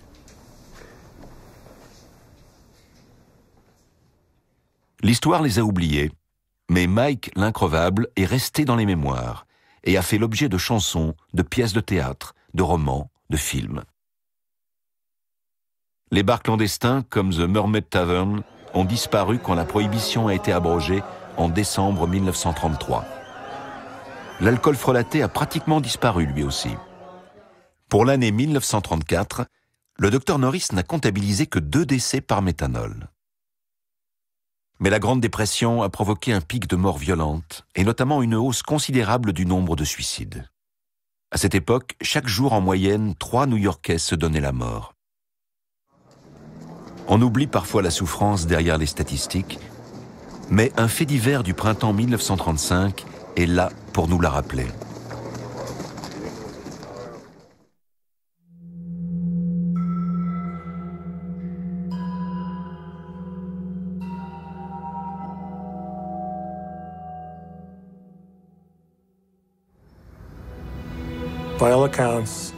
Frederick Gross était un homme poli et aimable. Il habitait Bushwick, à Brooklyn. En 1935, c'était les bas-fonds. C'était un quartier d'immigrés, avec des logements sans eau chaude et une population extrêmement pauvre. Frederick Gross était comptable pour une petite entreprise d'import-export. Pour le garder comme employé, ses patrons lui ont dit « Écoutez, on va devoir réduire votre salaire. Il va passer de 35 à 20 $ par semaine. » Il a gardé son emploi, mais il ne gagnait plus assez d'argent pour nourrir sa famille. Il avait 5 enfants qui n'avaient rien dans le ventre la plupart du temps. Il n'avait pas de charbon pour chauffer le logement. Il portait un costume qu'il n'avait pas fini de payer. Il était dans une situation désespérée. Un soir, sa femme Catherine lui dit qu'un des enfants ne se sent pas bien. Frédéric le met au lit. Au matin, il était mort. Le premier à mourir, c'est Frédéric, 9 ans, suivi de son petit frère, Léo. Puis sa femme, Catherine, est morte aussi. Et au bout de 3 semaines, ses 2 filles sont mortes. Des rumeurs sont parvenues jusqu'à la police, qui a fini par mener l'enquête. La seule personne à ne pas être malade, c'était le père. Alors bien sûr, la police s'est dit, ce type est en train de décimer sa famille. Frédéric Gross est arrêté. La police l'interroge 28 heures durant. Et pendant tout ce temps, il clame son innocence. Il est emmené en cellule où il s'écroule sur la banquette, toujours vêtu de son unique costume. La police a 5 corps sur les bras et une seule piste. Un voisin a raconté qu'avant de mourir, sa fille de 18 mois était devenue chauve et que sa magnifique chevelure était tombée. Son fils hospitalisé était chauve aussi. Les enquêteurs soupçonnent un empoisonnement et la perte de cheveux les oriente vers un métal lourd, hautement toxique, utilisé dans les pesticides, le thallium. Leurs soupçons sont confirmés par un rapport d'autopsie qui certifie que tous les corps contiennent du thallium. La police ne tarde pas à comprendre d'où est venu le poison. L'employeur de Frédéric Gross vendait du thallium comme pesticide contre les rongeurs et autres nuisibles. Il vendait aussi du cacao. Et le père en avait rapporté une première boîte d'1 kilo un jour. Puis une autre une semaine plus tard.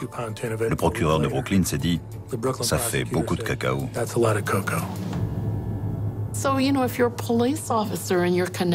Les officiers de police ont tout mis bout à bout.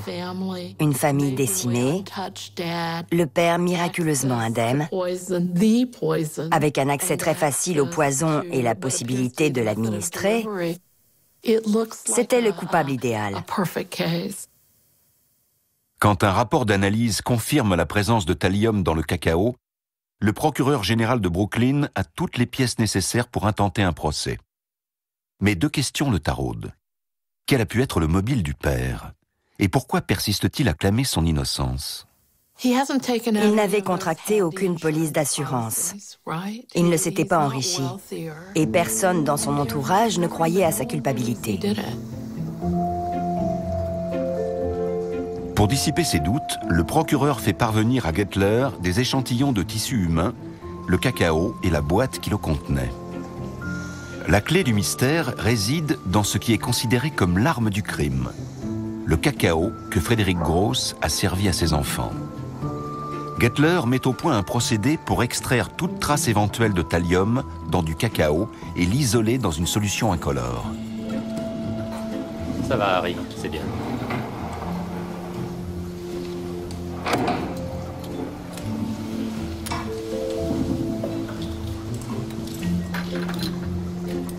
Mais il ne s'arrête pas là. Il affine son procédé de manière à pouvoir isoler également d'autres éléments qui pourraient être confondus avec du thallium.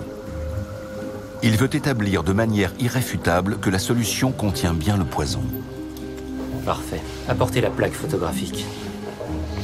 La spectroscopie existait alors depuis environ 1 siècle. Elle repose sur un phénomène particulier. Quand un élément est chauffé au rouge, il émet une couleur caractéristique. Alors, s'il y a présence de thallium, ça devrait être vert. La couleur n'est visible que l'espace du court instant où l'élément s'évapore. Voilà. Par conséquent, toute identification précise est impossible à l'œil nu. Bien, passons au spectrographe. Mais si on regarde la flamme à travers un prisme, le spectre de couleur obtenu est une sorte d'empreinte propre à chaque élément chimique. Il n'y en a pas deux identiques. Et si ce spectre est impressionné sur une plaque photographique, il peut être conservé pour être analysé plus en détail. Le spectrographe avait été inventé précisément pour cette raison. Mais il n'avait encore jamais été utilisé dans le cadre d'une enquête criminelle. Gettler allume le gaz à l'intérieur de l'appareil et règle la flamme pour qu'elle n'émette aucune lumière visible. Abraham, vous êtes prêt? Je suis prêt. Il ajoute ensuite une goutte de solution au thallium. Allons-y, exposez. Bien. Et voilà. Voyons le résultat. Pour finir, il compare l'impression obtenue avec une liste de spectres connus. C'est prêt. L'empreinte du thallium consiste en deux bandes de lumière caractéristiques. 2, 9, 1, 8 et 3, 5, 1, 9. Non. Non. D'accord.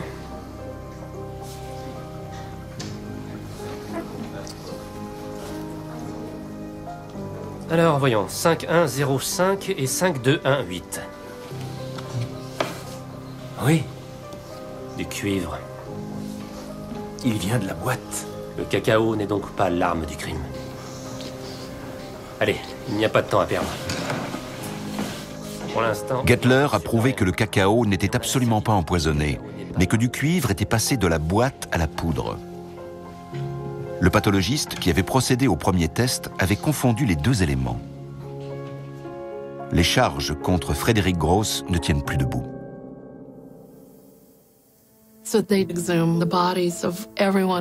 Alors ils ont exhumé tous les corps. Et Gettler a découvert qu'il y avait du thallium chez chacun des enfants, mais pas chez la mère. Pure coïncidence, elle était morte d'encéphalite. La police avait toujours affaire à 5 victimes, sans aucun mobile, ni aucun moyen de savoir comment elles avaient absorbé le thallium.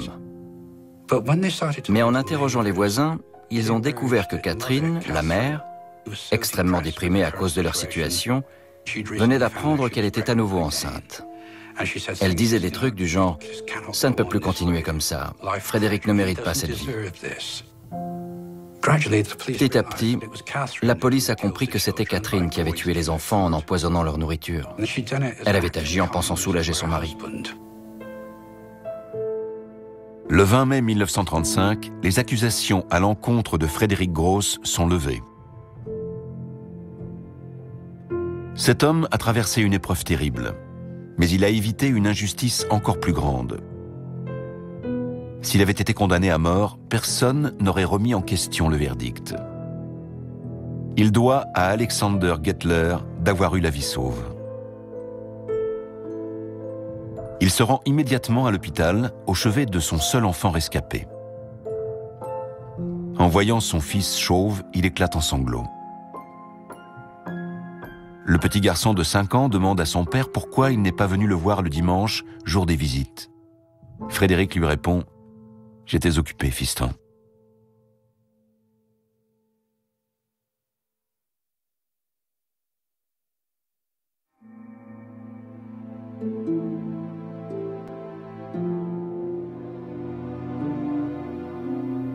Je comprends très bien ce que Norris a traversé. Tous les jours, on est confronté à la souffrance. On fait tout pour en tirer quelque chose de positif. Que ce soit des réponses pour les familles, pour les assurances ou la justice, ou bien qu'il s'agisse d'une question de santé publique, on essaie d'inciter les responsables politiques à changer les choses. Mais c'est éprouvant physiquement. Très éprouvant. En 1935, Charles Norris exerce depuis 17 ans et n'a cessé de mener des combats successifs. Ce printemps-là, il livrera une des batailles les plus décourageantes de toutes. Encore une fois, l'adversaire n'est autre que la mairie. Jimmy Walker n'est plus en fonction. La fin de son mandat a été mouvementée. Il a dû quitter le pays pour échapper aux accusations de corruption.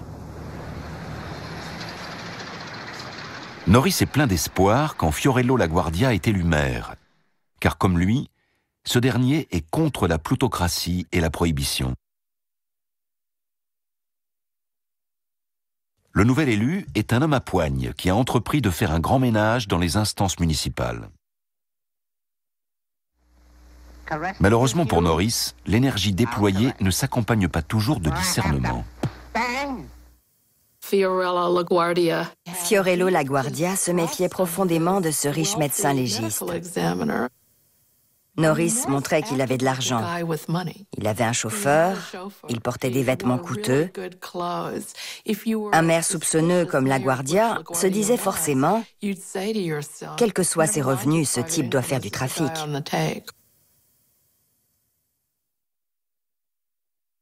En mai 1935, le maire accuse le docteur Norris et son équipe d'avoir détourné 170 000 $.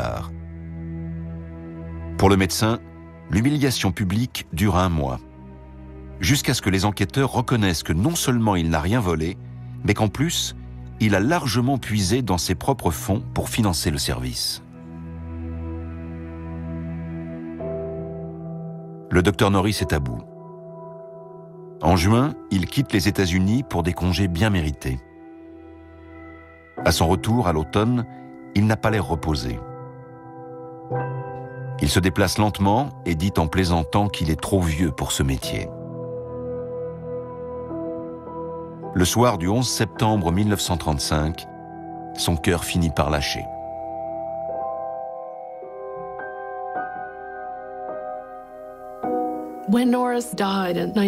Quand Norris est mort en 1935, ça a secoué tout le service.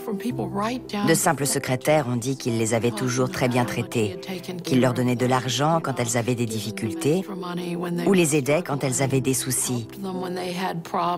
C'est peut-être un peu paternaliste, mais il les considérait vraiment comme des personnes sous sa responsabilité. Le New York Times écrit: le docteur Norris est devenu une figure légendaire dans la vie de la métropole. Un génie, à la fois détective et philosophe dans l'âme.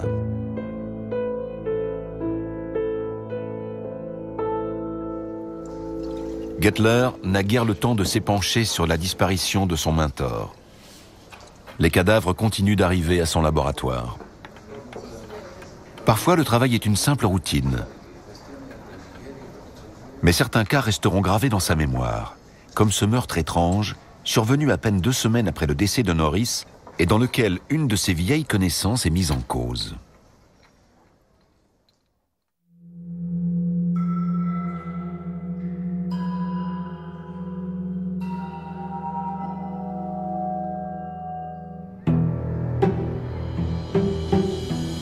Dans les faubourgs cossus de New York, la crise prend un autre visage. En périphérie de la ville, les problèmes sont moins visibles. Mais l'emploi et l'argent se font rares malgré tout.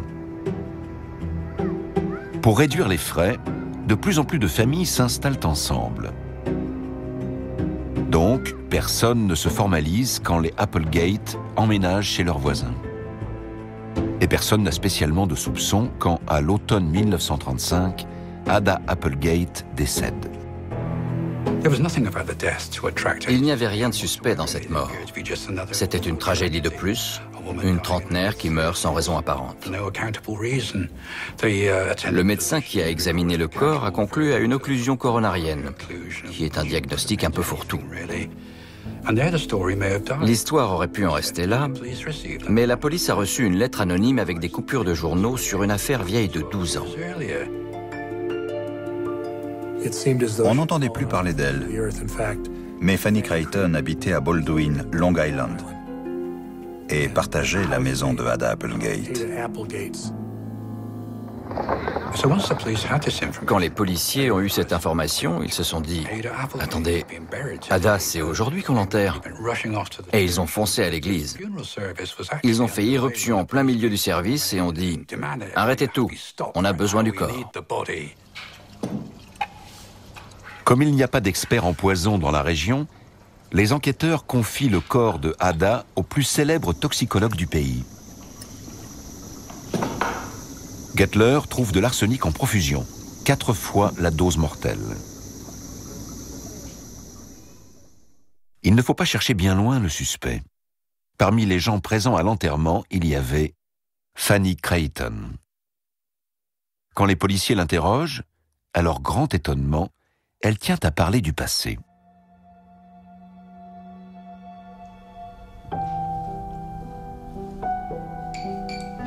Tout avait été très facile. Au printemps 1923, peu après avoir convaincu son frère d'emménager chez eux, Fanny a contracté une assurance vie à son nom. Charles n'a rien trouvé à redire quand elle a proposé de lui cuisiner ses repas. Elle a mis de l'arsenic dans son dessert au chocolat. Elle en avait à sa disposition grâce à la lotion qu'elle utilisait pour s'éclaircir le teint. Fanny Creighton est digne d'une héroïne de roman. Empoisonner son frère pour toucher une assurance de $1000. Si ce n'est pas une trahison ultime, ça... C'était un personnage parfaitement ignoble.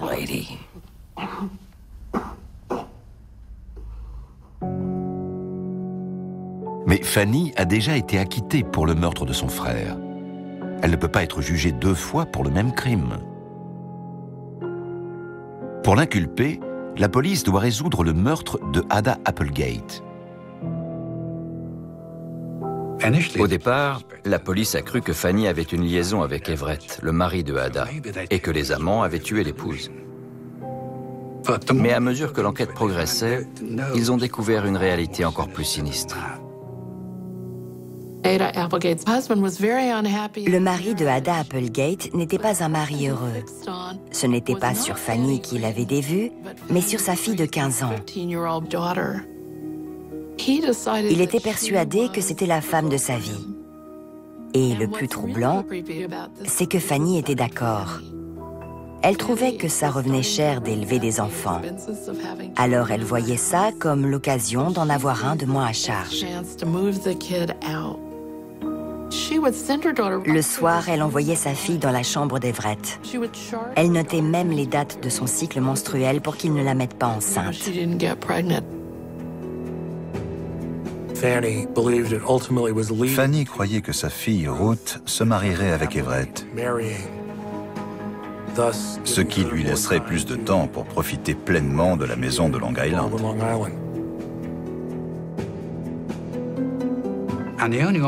Le seul obstacle à ce plan parfait, c'est Ada Applegate. Et comme par hasard, elle meurt empoisonnée à l'arsenic. En janvier 1936, pour la 3e fois, Fanny Creighton est jugée pour meurtre. Mais cette fois, Alexander Gettler va témoigner contre elle. Monsieur Gettler, vous avez bien trouvé une cause ? Je me suis toujours demandé comment il s'était senti ce jour-là quand il a témoigné. 195. Cette femme qui l'avait aidé, qui l'avait sauvé, cette jeune mère soi-disant innocente, était en fait une meurtrière. Il est évidente que la victime a consommé près de 4 fois la dose mortelle d'arsenic. Absolument. Monsieur Gettler, Madame Creighton a reconnu avoir acheté un pesticide, de la mort au rat, peu de temps avant que Madame Applegate ne tombe malade. Croyez-vous que ce pesticide soit l'arme du crime? J'en suis sûr. Le type d'arsenic présent dans le corps de la victime est identique au principe actif du pesticide. L'estomac de la victime contenait également une dose de suie, qui correspond à l'excipient utilisé dans ce produit. Êtes-vous absolument certain que la victime a ingéré de la mort au rat? Ça ne fait aucun doute.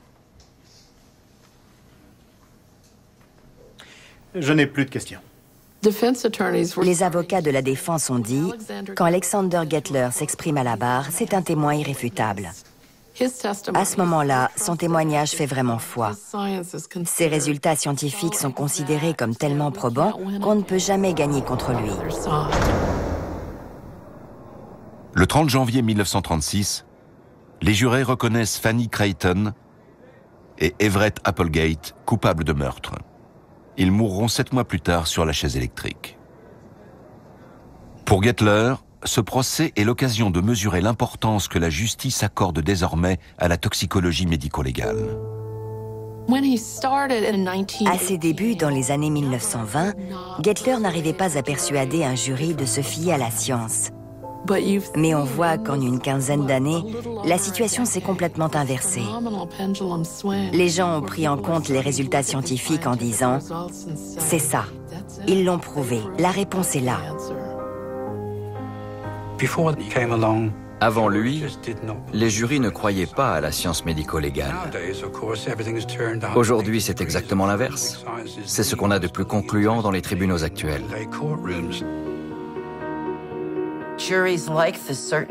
Les jurés apprécient beaucoup la fiabilité de la science, vraiment. Je les comprends. Imaginez que vous soyez juré et que vous ayez à départager les témoignages contradictoires de 2 personnes qui semblent également de bonne foi. Pour n'importe quel juré honnête, c'est un vrai dilemme. Qui croire?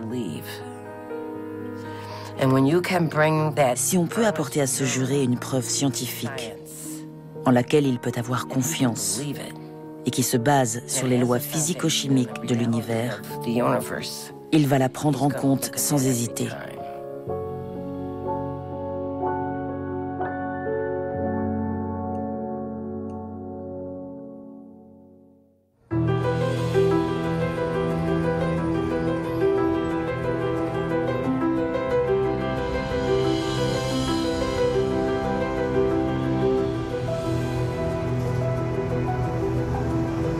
Gettler a maintenu son cap alors que le monde évoluait autour de lui. À l'aube de sa retraite en 1958, New York connaissait une période de prospérité et de créativité qui surpassait celle des années 20. Cette embellie avait apaisé les pulsions les plus sombres. Le nombre d'homicides avait considérablement baissé. Et, en grande partie grâce à Gettler, les meurtres par empoisonnement avaient disparu, car il était devenu pratiquement impossible de les commettre impunément. Les employés gouvernementaux étaient censés prendre leur retraite à 70 ans, mais la ville de New York a fait une exception pour son célèbre toxicologue. Il part à 75 ans, ayant analysé plus de 100 000 corps. À l'issue de sa longue carrière, il a pu constater l'ampleur du changement opéré. Avec ses collègues, il avait révolutionné les enquêtes criminelles. La science médico-légale était devenue non seulement une discipline respectée, mais un objet de fascination pour le grand public. Le limier scientifique était un personnage récurrent des feuilletons radiophoniques et des romans policiers. Mais Gettler n'avait pas de temps à consacrer à la fiction. Il a même refusé de collaborer à un feuilleton télévisé sur son travail. Il ne voulait pas être sous les feux des projecteurs. Je vous souhaite un bon week-end, monsieur Gettler. La seule empreinte qu'il tenait à laisser, c'est la mission qu'il avait entreprise avec le Dr Norris tant d'années auparavant. Leur mission, c'était d'aider les citoyens, d'utiliser leurs connaissances pour les défendre. Ils s'accordaient à dire qu'ils ne voulaient pas se borner uniquement à résoudre des crimes. Ensemble, le Dr Charles Norris et Alexander Gettler ont œuvré pour atteindre un objectif difficile, un partenariat entre les experts médico-légaux et les autorités afin de protéger la population des conséquences inattendues du progrès. Le Dr Norris est mort avant, mais Gettler, lui, a pu apprécier les fruits de leur travail. À partir de 1959, une agence fédérale puissante, la Food and Drug Administration, a réglementé la présence de substances chimiques dans les denrées alimentaires, les médicaments et les cosmétiques. Le système n'était pas infaillible, mais cela établissait qu'il appartenait bien au gouvernement de protéger la population. Il y a eu un véritable revirement d'opinion face à la protection de la santé publique. C'était énorme. On pouvait désormais utiliser intelligemment la science pour savoir ce qui était nocif ou non pour l'homme.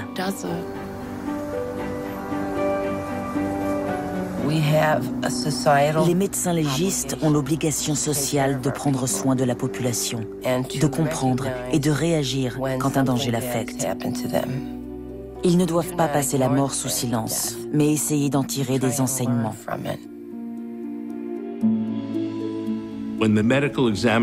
Quand le service médico-légal a quitté les locaux de Bellevue pour s'installer dans un nouveau bâtiment, vers 1960, ils ont affiché la devise latine de Norris. Elle venait d'une vieille morgue de Vienne. La traduction donne « Que les conversations cessent, que les rires s'envolent. Ici, la mort se réjouit d'aider les vivants. »